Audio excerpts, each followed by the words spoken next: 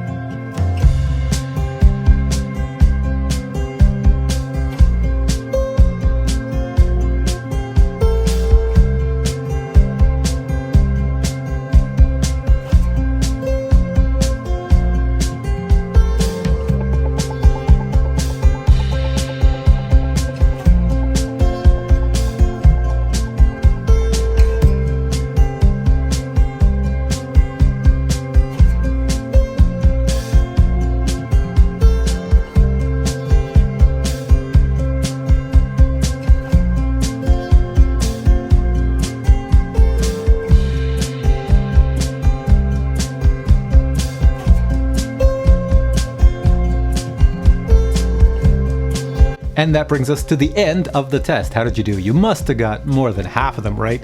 If you don't own a Mavic Air or a Mavic Pro, then you should probably get an awful lot wrong. But if you own one of them, you're going to get an awful lot right. And if you own both of them, you should get almost everyone right. So hope you did well. Anyways, this was a fun little video. Hope you enjoyed it. If you did, give it a thumbs up, and we'll catch you for more videos coming up. Take care.